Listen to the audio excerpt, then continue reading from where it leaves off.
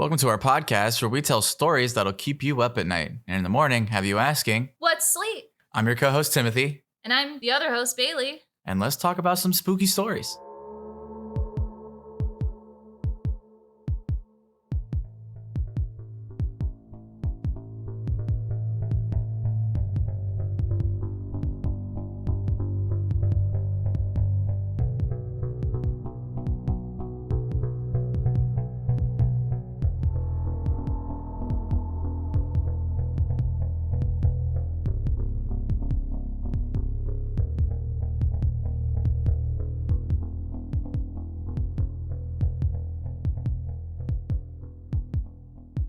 All right. Welcome to today's episode. I'll be by myself today. I hope you don't mind my solo episode. Bailey is not feeling too well this week, so decided to just do a little solo episode to get you guys something for this week. Please enjoy. Hope you don't mind. And let's get right into it. In this one, John Christie Part 3, we'll go ahead and wrap up this man's disturbing story. And we'll go ahead and get to where we left off, which is the disappearance of Miss Christie. Mr. Kitchener in the flat above had moved out, and the Evanses were gone. Miss Christie felt that it was time to move to a new place, especially when the Jamaicans moved in on the third floor. She thought they were low class and frightening, and she detested sharing an outhouse with them. Just showing you what kind of woman this was. In addition, Christie was growing worse with his complaining about his various physical problems. Shortly after the trial, he had gone into a deep depression, losing about 28 pounds. He also lost his job at the post office due to certain disclosures during the trial about past crimes, which, good, you don't deserve anything. Finally, he went in for a 3-week observation period. The psychiatrist wanted to hospitalize him for an analysis, but he refused to leave his wife alone. Nevertheless, he continued to visit his own doctor, going 33 times in 8 months for stress-related symptoms. Don't know what you're so stressed about, Mr. Christie. Then he found another job as a clerk with the British Road Services, and things improved.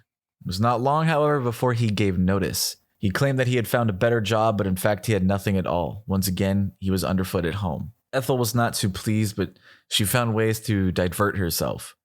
Christie hoped she would visit relatives as she used to do, but she did not, and that annoyed him. He had some things in mind that he wanted to do, and he could not accomplish them with his wife around. She had also been taunting him about his impotence, which angered him. So clearly he wanted to do some more murders and necrophilia-based things, but it's kind of hard to do with his wife around. And on Thursday, December 11th, 5 days after Christie had quit his job, Ethel went to watch television with a friend, Rosie. The next day, she took Wash to Maxwell Laundries and appeared to those who saw her well and cheerful. She said nothing to anyone about taking a trip. After that, no one saw her again. I wonder why. On Monday, Christie sent a letter that Ethel had written to her sister in Sheffield. He had changed the date from the 10th, when she originally had written it, to the 15th, explaining that Ethel had no envelope, so he had mailed the letter from work. Christie then began to tell neighbors that his wife had gone off to Sheffield. He himself had a new job there and would follow her shortly. Some of them were surprised that Ethel had not said goodbye nor mentioned any such plans. Christie then told one person, Rosie, that Ethel had sent a telegram and had mentioned her with affection. He thought that was sufficient to keep her from prying any further. Nah, man, that's her bestie, so, that ain't gonna cut it. To relatives, he said that Ethel was not feeling well enough to write to them or send Christmas greetings. He sent a few gifts from Ethel and Reg. Oddly, he began to sprinkle his house and garden with a strong disinfectant, and people noticed the odor, which, of course, you put any sort of cleaning detergent in the bathtub and that thing smells up your entire house. In January, Christie sold all of his furniture to a dealer. He also sold his wife's wedding band and watch. Without a bed, he slept on an old mattress on the floor. All he had left were 3 chairs, one of which was quite significant to him, and a kitchen table. Very minimalist. To get money, he forged his wife's signature on an account she had and emptied it. With that, he stayed in his unfurnished flat into March, no longer even bothering to answer the letters from relatives inquiring after his wife. And it takes a special kind of scumbag to murder somebody and then forge their signature and take all of their money. One day he noticed the woman, Miss Riley, looking for a place to rent and invited her to look at his. She brought her husband, which Christie had not anticipated. They decided to take the flat, paying 3 months' rent in advance. Christie borrowed a suitcase from them and moved out on March 20th. He had his dog destroyed, but left his cat with the renters. He took their money and left. Just complete scumbag with no regard for anybody but himself. Like the fact that he just straight up had his dog killed and just straight up left his cat behind. The Rileys were not in the flat even one day when they learned from the real landlord that Christie had no right to rent the flat. They were asked to leave. Both they and the landlord were out of the rent money, but since the place smelled so bad, they were happy to vacate. Christie himself was on the move. He did not wish to be around when certain discoveries were made. I wonder what that could be. The landlord now had an empty flat, so he allowed the upstairs tenant, Beresford Brown, to use the kitchen. Brown noticed a bad smell, so he began to clean things up. It then occurred to him that he might install a new shelf on the wall for his wireless radio. Didn't work in radiology. He began to knock on the walls to find the proper place and discovered one that sounded hollow. He assumed there was a cupboard behind it. Brown pulled away some of the wallpaper. He was pleased to see that there was a door, but it was closed fast. He shone a light through the crack and then stepped back, uncertain that he had seen what he thought he'd seen. It looked to him as if a naked woman were inside that wall. He was only seeing the back of her. He contacted the police. Chief Superintendent Peter Beveridge attended to the matter. Several officers arrived at Rillington Place along with the coroner. Chief Inspector Percy Law of Scotland Yard was also among them, as was a pathologist. When the door was opened, they all saw the corpse of a woman sitting amid some rubble. She was leaning forward, her back to them. And I actually did see a picture of this, and yeah, not a pretty sight. Definitely would catch me off guard as well. So yeah, feel free to Google that if you want more. Just look up John Christie murder pictures. Yeah, you'll see some pretty disturbing things. But obviously, viewer discretion is advised with that. You do see some pretty disturbing things, so don't come at me if you Google it and don't like what you see. Behind her was something equally large, wrapped in a blanket. The blanket was knotted to the victim's bra, which was pulled up high toward her neck. Otherwise, she wore only a garter belt and stockings. Her black sweater and white jacket were pulled up high around her neck as well. She was removed and taken to the front room for a photograph and examination. It was soon clear that she had been strangled with a ligature.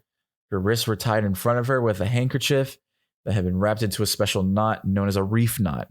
The body was fairly well preserved. Next, the police focused on the other object in the cupboard. As they photographed it, they noticed another tall wrapped object just beyond it. They pulled out the first one and soon discovered that it was another body. It had been stood on its head in the cupboard and propped like that against the wall. The blanket had been fastened with a sock into a reef knot around the ankles, and the head was wrapped in a pillowcase, also tied into a reef knot with a stocking. The third object was yet another corpse. This one was also tied upside down, with her head beneath the second body. Her ankles were tied with an electrical cord using a reef knot, and a cloth covered the head and was similarly knotted. Nothing else was produced from that cupboard, and the bodies were shipped to the mortuary. The police prepared to do a more thorough search, not fully aware as yet of what the Rileys had slept with on their one and only night in the flat. The investigators noticed some floorboards loose in the parlor, so they pulled these up and found more loose rubble. They started to dig and quickly found yet another female corpse. They left it with a police guard for the night and determined to return the next day to go through the entire place. So, can you just imagine hey, I want to put a radio here and just pulling down some wallpaper and literally being face to face with 3 bodies, not knowing that was what was going to happen. I honestly couldn't imagine, but it really makes you wonder what's around you in your surroundings at any given point in time. Just going to a place and not realizing that there's 4 bodies within 15 feet of each other. And you stayed a night there, like, just gives me the chills, man. Not about that. At the mortuary, 4 autopsies were performed, and the results were as follows. Burnett, age around 20, later determined to be 26. She had been dead around 4 weeks, and she had died from strangulation and carbon monoxide poisoning. It was surmised that she had been under the effects of the poisoning when she was strangled with a smooth surface type of cord. She had been sexually assaulted at the time of death or shortly after, and scratch marks on her back indicated that she had been dragged across the floor after she died. Second, around 25 years old with light brown hair, poorly manicured hands and feet, but healthy. She was pinkish in color, a sign of gas poisoning, and had been asphyxiated by strangulation. She also had had sexual intercourse near the time of death and had been drinking heavily that day. She wore a cotton cardigan and vest, and another white vest had been placed between her legs in a diaper-like fashion. She had died 8 to 12 weeks earlier. Thirdly, blonde, around 25 years old, poorly manicured. She wore a dress, petticoat, a bra, cardigan, 2 vests, with a piece of material placed between her legs. She was pinkish in color and had been gassed and asphyxiated. She had been drinking shortly before death, which had taken place 8 to 12 weeks earlier, and she was also 6 months pregnant. Yeah, disgusting individual, man. The 4th body brought to the mortuary the next day was of a much older woman in her 50s, plump and with several teeth missing. She had been rolled up in a flannel blanket, her head covered with a pillowcase. A silk nightgown and a flowered dress were wrapped around her under the blanket. She wore stockings pulled up. She had been dead about 12 to 15 weeks. Unlike the others, there were no signs of coal, gas poisoning, or sexual intercourse. She had been strangled, probably by ligature. It was now time to find out who they were. It was not hard to discover that the old woman under the floorboards was Ethel Christie. The others were all prostitutes whom Christie had brought home to his near-empty flat. Hectorina McLennan, 26, Kathleen Maloney, 26, and Rita Nelson, 25. Police went through the entire flat, aware that a double murder had been committed there in an upstairs flat. They found a man's suit under the floor of the common hall area, which had been open during the time of the Evans' murders. In the kitchen cupboard was a man's tie, fashioned into a reef knot. They also found potassium cyanide in another area of the apartment and a tobacco tin that contained 4 clumps of pubic hair, none of which came from the bodies found in the kitchen. Police had also searched the garden. It is now that they noticed the human femur propping up the wooden fence. Only took them 3 years, but, they did it. More bones were found in flower beds and some blackened skull bones with teeth and pieces of a dress turned up in a dustbin. Bones were also found beneath an orange blossom bush. Nearby was a newspaper fragment dated July 19th, 1943. A quantity of hair was discovered along with some teeth. They determined that although only 1 skull was found, there were 2 female corpses in the garden. That made a total of 6 at Rillington Place. The skeletons were reconstructed for identification purposes. It was soon determined from a tooth crown that one of the victims, both of whom were female, was from Germany or Austria. She was young, around 21, and tall, around 5'7". The other was between 32 and 35 and only about 5'2". They both had been in the garden at least 3 years and may have been there as long as 10 years. It was soon discovered that Ruth Margaret first had arrived in England from Austria in 1939 and had been missing since August 24th, 1943. She was then 21, about 5'8".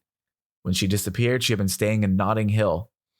The other victim seemed likely to be Amelia Eady, 32, who had worked at a factory with Christie. She was 5'1" and had dark hair. The hair in Christie's garden matched hair from one of Eady's dresses, still kept at her former home. She had been wearing a black wool dress when last seen, like the remains of one found in the garden soil. The search was now on for Christie himself. So, yeah. Christie is a very interesting case of just being very manipulative and just one sick individual. Human piece of garbage, but there's just something super interesting about his case in particular, just how he managed to convince people and get away with a bunch of things for so long, but it all came crashing down in the end. Now we'll go ahead and talk about his very first victim. While Christie was on the police reserve force, his wife made frequent trips to visit her relatives in Sheffield. In 1943, Christie took up the woman whose husband was overseas. It ended when the man returned home unexpectedly and booted Christie from the premises, obviously. In a bar one day, he encountered an Austrian girl named Ruth First. She was 21, tall, and full of life. Her eyes and hair were both brown, having taken a job in the munitions factory. She lived in a single room not far from Millington Place. There is some evidence that she may also have earned money from time to time as a prostitute. She began to visit Christie at Rillington Place when his wife was away. One day, when they were in bed, a telegram arrived to announce that Ethel was on her way home, accompanied by her brother. According to Christie, Ruth had simply undressed and asked him to have relations with her. She then wanted him to run off with her, but he refused. Instead, he strangled the girl right there on the bed while they were having sex. He wrapped her in her leopard coat and put her under the floorboards in the front room with the rest of her clothes. When Ethel and her brother arrived, everything seemed normal. The brother left the next day, and Ethel went to her part-time job. When he was able, Christie removed the body from the house and placed it in the wash house out in the back. He started to dig up in the garden on the right-hand side, but his wife came home and they had a cup of tea together. He waited until she went to bed that night and then returned to his gruesome task, where he placed the dead woman with her clothes into the hole, covered it up with earth, and went to bed. The next day, he confessed, "I straightened the garden and raked it over." He pulled up some of Ruth's clothing and burned it in the old dustbin. Months later, Christie accidentally unearthed her skull, and he put it into the dustbin to be burned with other rubbish. The girl's disappearance was reported to the police on September 1st, but her whereabouts remained a mystery. Kennedy surmises that Christie acted out as a result of his humiliation at the hands of the cuckold soldier. He could not abide knowing his own weakness, so he had found a way to assert power. That gave him an erotic release, and afterward he was unable to achieve potency with women unless they were helpless. Quote, "I remember," Christie wrote later, "as I gazed down at the still form of my first victim, experiencing a strange, peaceful thrill. Afterward, he gave it no thought." A year later, Ethel went visiting to Sheffield once again, and Christie met someone else. So, doing and listening to true crime things for so long, you really start to see this weird trend with people where they feel, emasculated, and they need some sort of way to feel empowered again. And when it results in murder during sex or anything like that, they usually turn to necrophilia, which is really weird. Also, just go lift the weights or something. Don't, murder innocent, helpless women just so you could feel empowered because you couldn't stand up for yourself or, deal with the thought of, rejection almost. I don't know. That's just my part on that. Yeah, just an interesting individual. Now we'll go ahead and get into a bit of his quote dark addiction. I guess that's a light way to put it. When his stint with the War Reserve Police ended, Christie got a job with a radio firm, Ultra Radio Works, in Acton.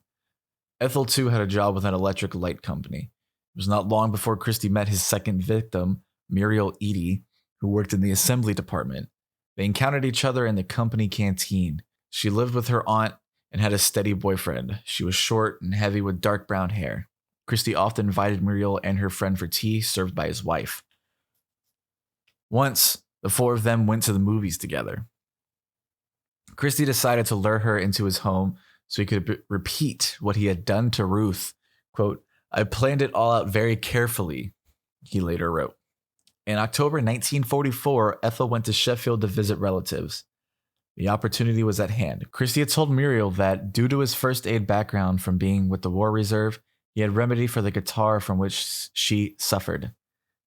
She came over alone. For those who don't know, a guitar is a buildup of mucus in an airway or cavity of the body.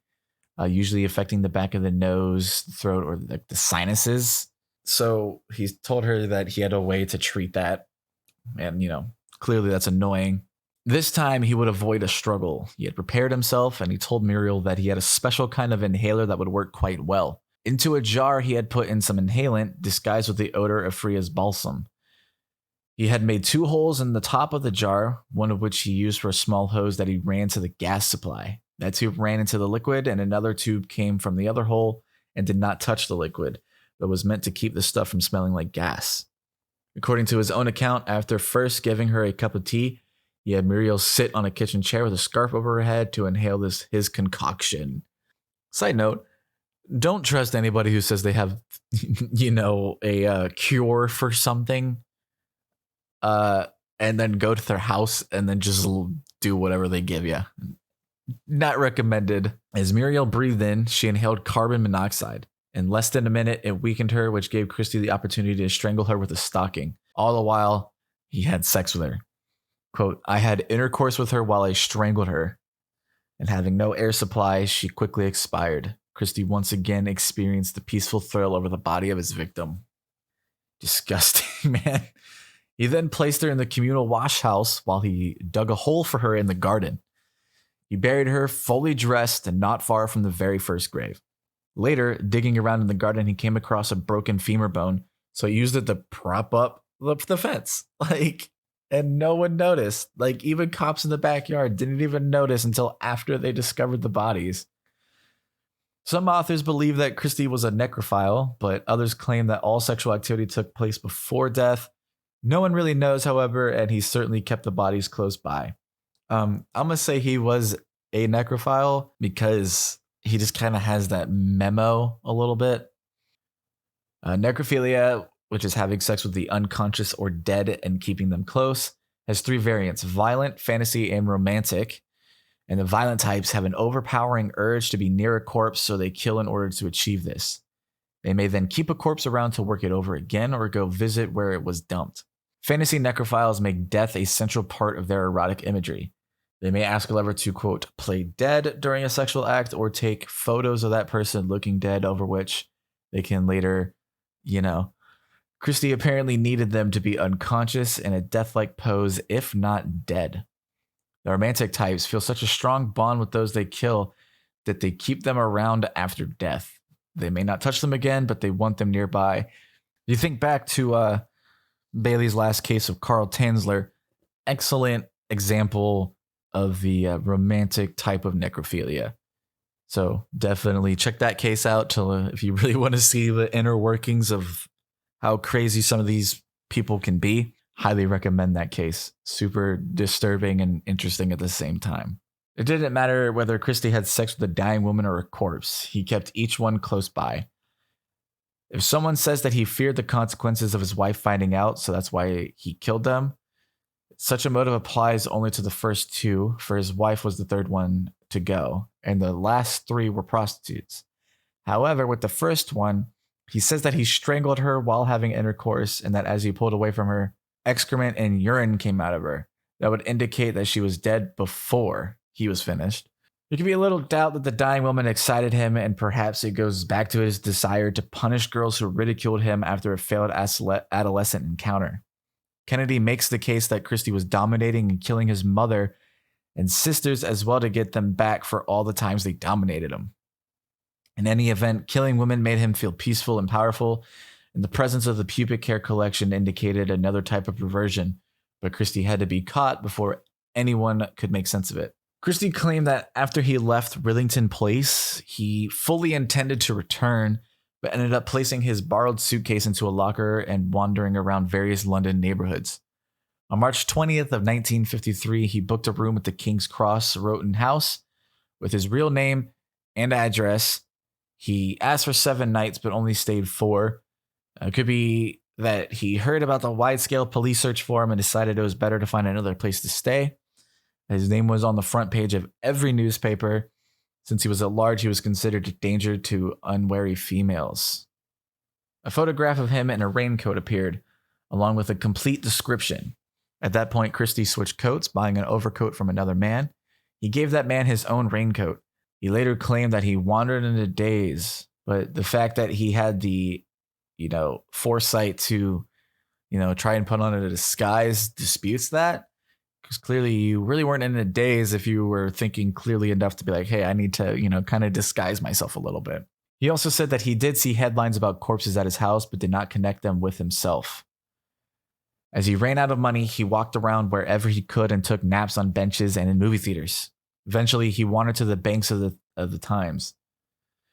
On the last day of March, a police officer spotted him on the Putney embankment. By that time, Christie had been wandering for 10 days. The constable asked him who he was, and he gave a false name and address. Then he was asked to take off his hat, exposing the high, balding forehead. He has a really big forehead, said to be a characteristic of Christie, and he was arrested. On his person were his identity card, a ration book, his union card, an ambulance badge, and oddly an old newspaper clipping about the remand of Timothy Evans with details about those killings. At the Putney police station, Christie willingly gave his statement about the murders, but only talked about 4. He hinted that there was something else that he could not quite remember, possibly hedging to see if the police had yet discovered the skeletons in the garden. Of his wife, he said that her moving around in bed awakened him. Her face was blue and she was choking. It seemed to him too late to call for assistance. He tried but failed to restore her breathing. Unable to bear her suffering, he got a stocking and strangled her, which makes no sense. He's already choking, right? So you're just further adding to that. He then found a bottle that had contained, some will butcher this, phenobarbital tablets that was now nearly empty, and they were for his insomnia, and he realized she had taken them to kill herself. She had been deeply depressed over the new tenants, whom she viewed as persecuting her, according to Christie, and he left her there in the bed for 2 or 3 days. And then when he recalled that there were some loose boards in the front room and a depression in the ground beneath, he wrapped her in a blanket and placed her there to keep her near him. Quote, I thought that was the best way to lay her to rest, end quote. He claimed that he did not know what else to do, as if he did not already have 2 corpses out in the garden. The other 2 women were, quote, not his fault, since they were women of disrepute. He claimed that they were the aggressors. With him, a man of virtue had no choice but do what he did. Classic, I can't take responsibility for my own actions. In his statement, Christie reversed the order when he met the first 2 women, but given the relative positions in the cupboard, it's fairly clear that his memory was in error. A medical test also indicated that Rita Nelson was the first to die. Rita Nelson, who was 25, allegedly had demanded money from Christie in the street. Christie says this was Kathleen Maloney, but it was Rita Nelson whom he killed first, so he seems to have gotten the names mixed up. Edo says she was killed on January 2nd, 1953, while Kennedy places her death closer to January 19th, since she had visited a medical office on the 12th, where she was tested and determined to be 24 months pregnant. Kennedy may be more accurate. She was referred to the Samaritan Hospital for Women, but never arrived. It was her landlady who reported her missing. According to Christie's account, Nelson, or Maloney as he got the names mixed up, told him she would scream and accuse him of assault if he didn't give her 30 shillings. He walked away and she followed, forcing her way into his house. She picked up a frying pan to hit him. They struggled and she fell back on the chair that happened to have a rope hanging from it. Christie blacked out and woke up to find her strangled. He left her there, had some tea, and went to bed. When he discovered her still there in the morning, he wrapped her up, diapered her, and shoved her into the cupboard, saying, I pulled away a small cupboard in the corner and gained access to a small alcove. So he just happened to have a rope by this chair. She managed to fall not backwards into it, but in a way to where it wrapped around her neck and then proceeded to strangle her. And then he just left her there and just went to bed and just hid the body. Totally believable, right? Oh man, this guy's a piece of work. Kennedy believes it more likely that he met her in a pub, learned of her troubles, and offered to abort her. That was how he got her home. Around the same time, Christie encountered Kathleen Maloney, 26. Although he recalled that it was February, Christie had met her before. 3 weeks before Christmas, he had gone with her and another prostitute to a room where he had taken photographs of the other girl in the nude. On this night, he went into a Notting Hill cafe and sat at a table where Kathleen and another girl were discussing their search for flats. Kathleen was an orphan who had given birth thus far to 5 illegitimate children. That night, she went home with Christie and was never seen again. He later claimed that she had made advances as a way to get him to use his influence with the landlord and then threaten violence. He said he only recalled that she was on the floor and then he put her into the cupboard right away. He did not recall killing her. In fact, however, he had devised a new gas contraption. He placed her in the chair, an easy matter since she was quite drunk, and used the gas. Then he strangled her with a rope. He had intercourse with her and placed a diaper between her legs. He then went to bed. He did not confess the sexual contact or the gassing of these women until later. The next morning, he made tea with the corpse still sitting in the chair. He wrapped her body in a blanket, put a pillowcase over her head, and placed her inside the alcove. Her body lay on the floor with her legs vertical against the back wall. He covered her with dirt and ashes and then closed up the cupboard. Interesting how these terrible events just happen to him with all these women, and he just hides the bodies, right? It just happened. I didn't do it, but it happened. Another woman, Miss Margaret Forrest, met Christie and listened to him brag about his medical expertise. She made an appointment to come and take his treatment for migraines, but failed to show up. It is likely that she was targeted as a potential victim since Christie told her that his treatment involved gas. When she failed to meet her first appointment, he came looking for her and was quite angry. He insisted she come immediately to his house, and she agreed to do so, but lost the address, fortunately for her. Man, luck was just looking out for her, man. Christie's statement about Hectorina McLennan, 26, indicated that she and her boyfriend were hard up for a place to stay, so he invited them to share with him. They stayed together in a barely furnished flat for several uncomfortable days. In one version of the story, Christie had asked the two people to leave. The girl returned along the next night to wait for her boyfriend, and when Christie tried to get her out, they struggled. Some of her clothing got torn. She fell limp and sank to the floor, and Christie thought that some of her clothing got wrapped around her neck. She pulled her into the kitchen and sat her on a chair. She seemed to be dead, so he stashed her in the cupboard as well. Interesting how everyone around him, by themselves, just happens to start choking or get strangulated by some other means other than Christie doing it. He also confessed another version of the story. While Hectorina and her boyfriend were at the labor exchange, Christie showed up and invited Hectorina to come to his house that morning alone. He poured her a drink and then unfastened a clasp that released the gas. She tried to leave, but he stopped her in the hallway. Quote, I seized hold of her by the neck and applied just sufficient pressure to make her limp. I took her back to the kitchen, and I decided that it was essential to use the gas again.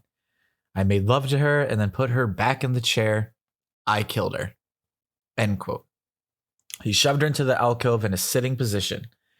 He kept her upright by hooking her brassiere to the blanket around Maloney's legs. Just the audacity of this guy. Honestly. When Hectorina's boyfriend came looking for her, Christie denied having seen her. He invited the man in to have a look around and made him some tea, whereupon he noticed a nasty odor. However, he left without further exploration. So, just... oh, man, he didn't even know. It's wild. In Brixton Prison, several psychiatrists examined Christie, and he provided many details, although not all of them are accurate. The doctors were unanimous in their dislike of the man. He was, quote, nauseating and sniveling. He seemed always to whisper when asked a question that he did not like, as he had at the Evans trial. He also dissociated when describing his foul deeds, talking about himself in the third person as if he were a spectator. His confessions were peppered with evasions and lies. Christie also boasted about his nefarious deeds to other inmates, comparing himself to the infamous John George High, the acid bath killer who also had murdered 6 women. Christie claimed that his goal had been 12. So, just not holding back at this point. Once confronted with evidence, he quickly admitted to killing his first 2 victims, but resisted the idea that he had killed the Evans mother and child. Then he claimed that he indeed murdered Beryl Evans, but not her child. Beryl's was a mercy killing similar to his wife. She had tried to kill herself with gas, and when Christie rescued her, according to him, she begged him to help her do it. The next day, he gassed and then strangled her. He could not have done this since holding the gas close to her would have affected him as well. None of his details about rescuing her and then assisting her were supported by medical fact. Christie claimed that Beryl offered him sex in exchange for his assistance, and he tried but failed to perform. He later said to a chaplain that he did not think he had murdered Beryl, but had gotten the impression from his attorney that for an insanity defense, it would be better for him to admit to as many murders as possible. When asked about the pubic hair collection, he said that one clump was Beryl's. Her body was exhumed for comparison, but it was evident that no hair had been cut from her. To whom this hair belonged remained a mystery, as Christie could not or would not recall. Of course. He stood trial at the Old Bailey on June 22nd, 1953 on the charge of murdering his wife, and it was the same court where Evans had been tried. The presiding judge was Justice Finmore, and the prosecutor attorney general, Sir Lionel Heald. I don't know, man. These names are weird. Sorry if I'm butchering these. I've always been bad with the English language, so forgive me. Derek Curtis Bennett, defended Christie, who pleaded not guilty by reason of insanity. All of the murders were brought in by the defense to prove how insane he must have been. His own attorney called him a maniac and madman.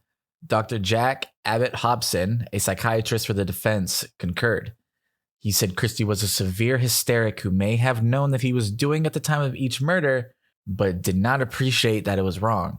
He suffered a defect of reason that prevented him from fully appreciating the criminality and immorality of his act.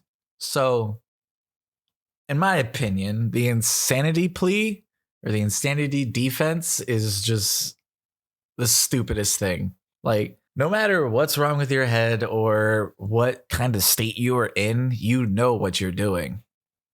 Regardless of whether or not you care about the consequences, you know, it is what it is. But I just think the insanity defense is such a cop-out. The prosecution had two distinguished professionals for rebuttal, Dr. Matheson and Dr. Desmond Curran. Matheson agreed that Christie had a hysterical personality, but that was a neurosis, not a defect of reason. To his mind, Christie was not insane. Curran found Christie to be an inadequate personality with hysterical features and similarly detected no defect of reason. Heald presented to the jury the account given by Christie of the murder of his own wife. He indicated that the things that Christie did to avoid detection were indicative of knowledge of wrongdoing. Obviously, someone who knows what's up. Christie himself took the stand and seemed to observers to be quite agitated. He pulled at his ear, clasped and unclasped his hands, rubbed his head, stroked his cheek, and pulled at his collar. He offered a murder-by-murder description, although many of his replies to his counsel's questions were nearly inaudible. When asked why, in his lengthy confession to police, he had neglected to mention Beryl Evans, he said that he had forgotten that one. Absolute scumbag, dude. Despite having been put through giving evidence at a trial only 4 years earlier, it had, quote, gone clean out of his mind. I hate this guy so much. The prosecutor's closing argument insisted that Christie's murders would need to be compulsive to be considered insane. That is, he would have had committed them even in the presence of a police officer. Christie had admitted that it was unlikely he would have done any such thing. In fact, his actions after his wife's death showed quite clearly that he knew that what he had done was wrong and that he had to hide it from people. His logic showed sanity and appreciation of the wrongfulness of his deed. Curtis Bennett asked the jury to consider how abominable were this man's actions and how utterly revoltory of madness. A man who had intercourse with dying or dead women, a man who kept a collection of pubic hairs, a man living, eating, sleeping with those bodies nearby, how could he be sane? The judge did not think that this was an adequate test of insanity. He instructed the jury to consider all of the evidence and testimony when they decided whether Christie was insane when he killed his wife. That was the only issue at hand. The fact that he was a sexual pervert did not make him insane, nor did the fact that he acted like a monster. The trial lasted only 4 days, and the jury deliberated only an hour and 20 minutes. Their verdict? Guilty. And he was sentenced to death. Bam. Gotta love that.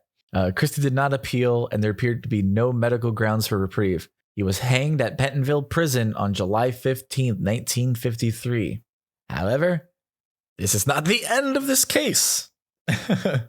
After Christie's trial was over, 2 inquiries were held and 2 parliamentary debates undertaken to attempt to resolve whether Timothy Evans had been sent to the gallows an innocent man.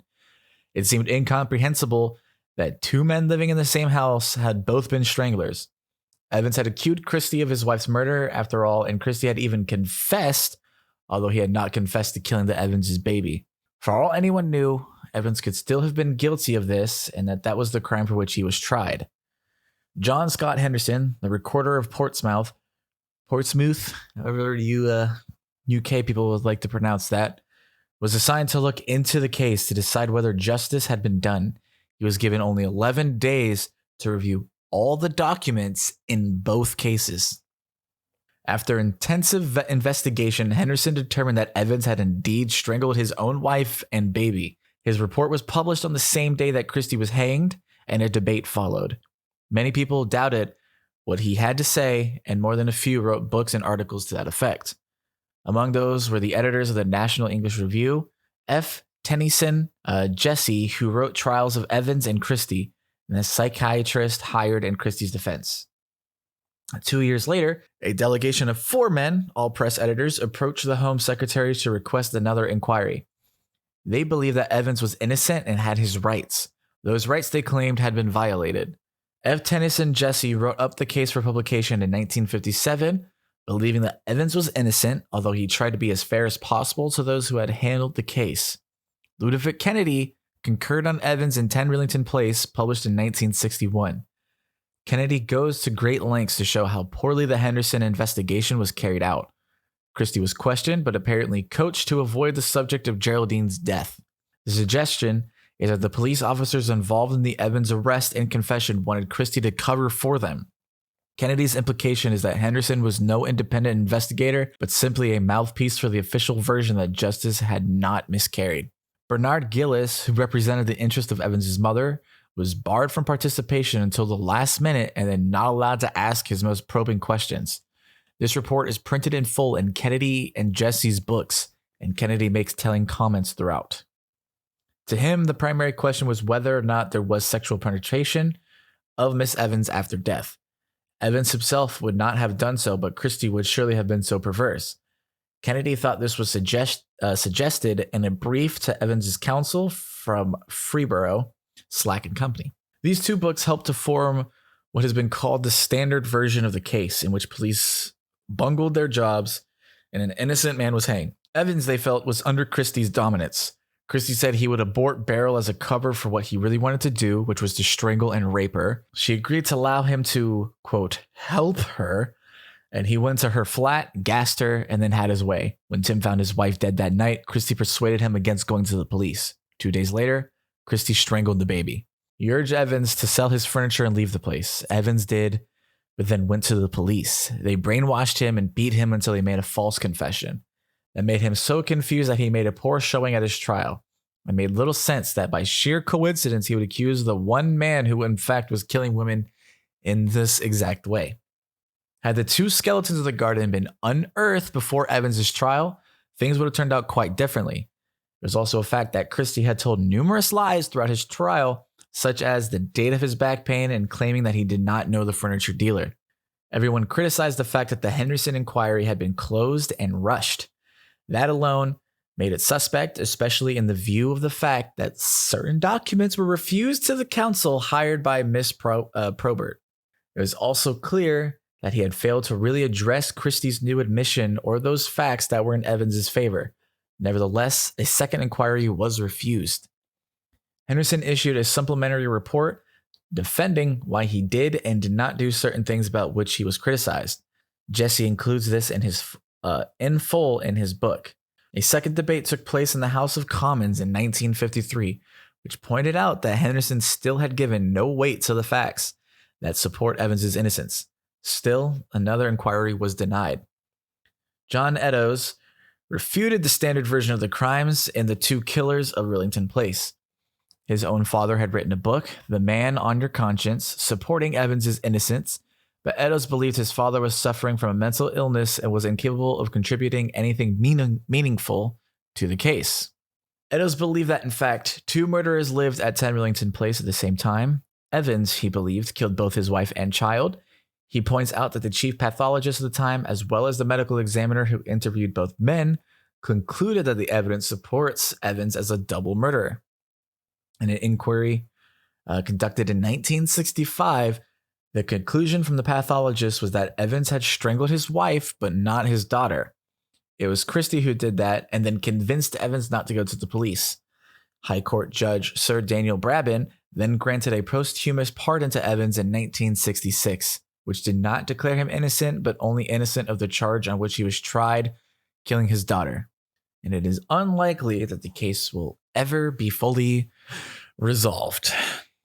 So this is the end to part 3 of Mr. John Christie. Also a little tie-in to Timothy Evans. So I guess you can kind of consider this a 4-parter. But I would like to know what you think. Do you think that Evans really killed his wife and daughter? Do you think he only killed his wife and not the daughter? Do you think he killed the daughter, not the wife? Do you think John Christie killed both of them? Or, just let me know what you think. Be sure to follow us on all of our social media. You can find us on Facebook and Instagram at What Sleep Podcast. There you will find many pictures of things that we post. Most recent, before this episode, is the Diet Law of Pass incident. It's another great case, one of my personal favorites, so be sure to check that out. And let us know what you think in the comments below. You can also find us on Twitter at What Sleep Pod, because Twitter is annoying with their naming. We also have a YouTube. You can find us at What Sleep Podcast.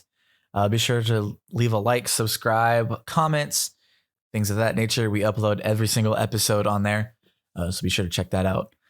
And we also have a website. You can go to whatsleeppodcast.buzzsprout.com. There you can find a list of every single episode we have and where you can find it, share it, things of that nature. We also sell merch, plenty of hoodies and sweaters for this winter season. So be sure to get your fellow Insomniac merch and help support the podcast in really big ways. We would really appreciate that. We also have a Patreon where you can subscribe every month for $5 or a custom amount if you so choose. And that you'll just directly benefit the podcast. And you'll also get a cool 15% off discount code to use on our Teespring for that awesome merch, which you can go find at teespring.com/stores/whatsleep. I really hope you guys enjoyed this long case. And we will definitely catch you guys in the next one. Bye.